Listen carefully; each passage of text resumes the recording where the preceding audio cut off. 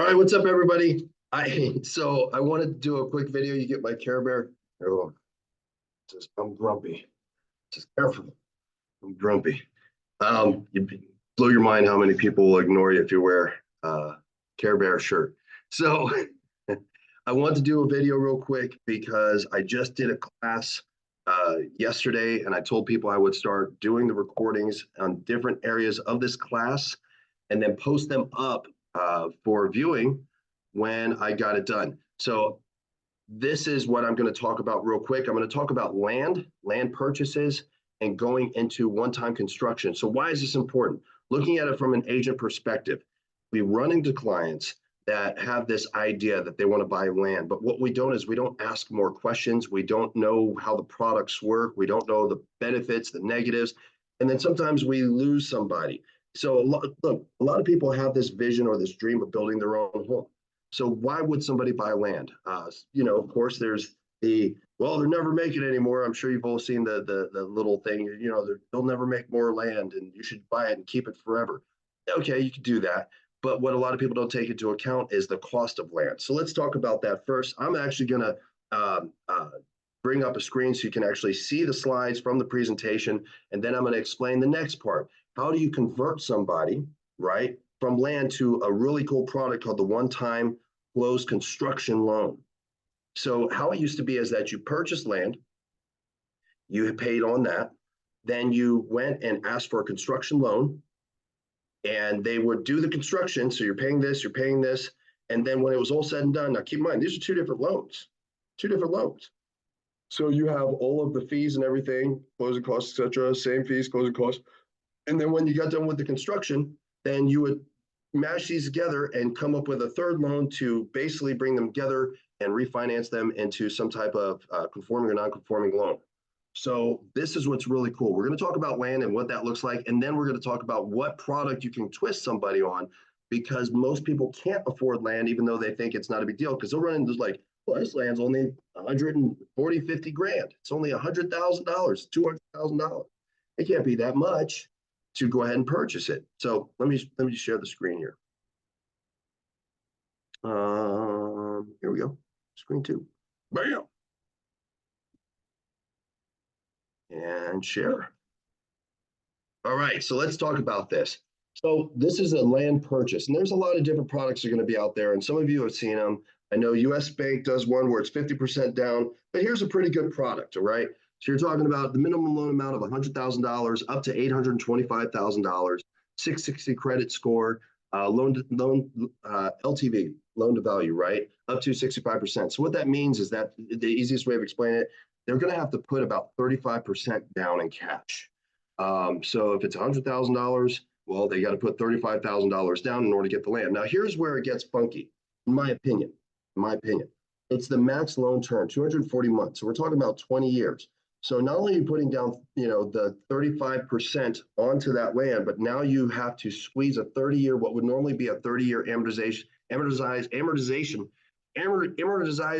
loan, right? The amortization over a 30-year loan, you're basically squeezing that all together in a 20-year loan. So it ends up being a little more expensive than people actually expect to purchase that land.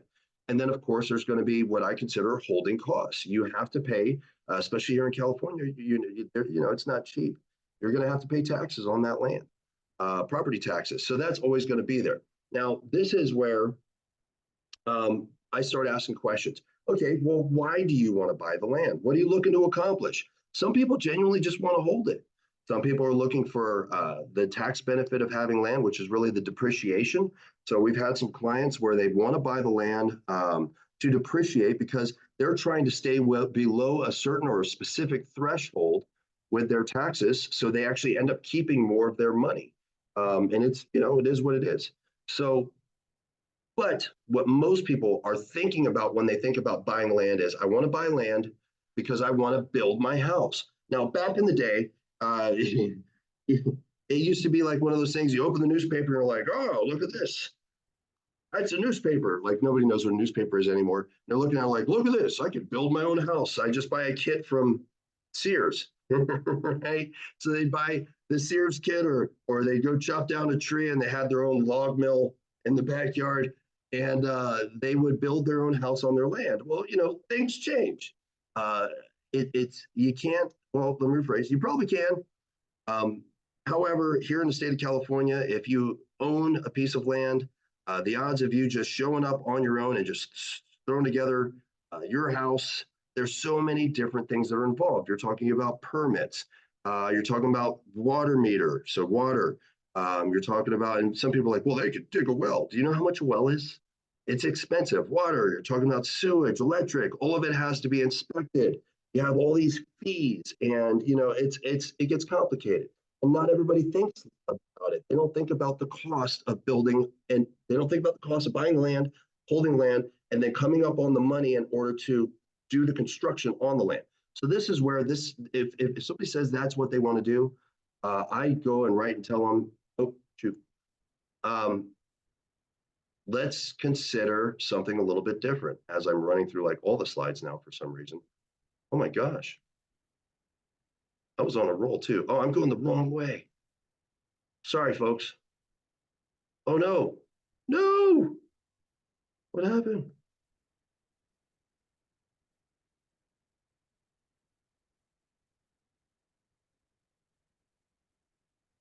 There we go.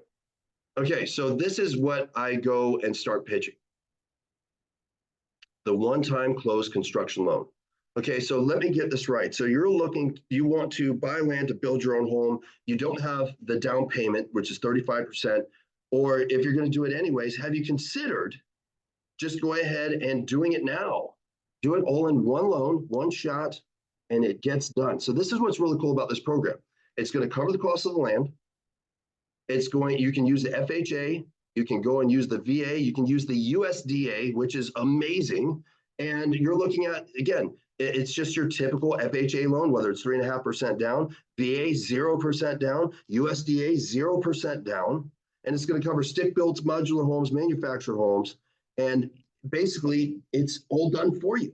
You don't have to buy the land with all the money down. You don't have to do a construction loan and then try to smash it together, refinance to create a separate loan.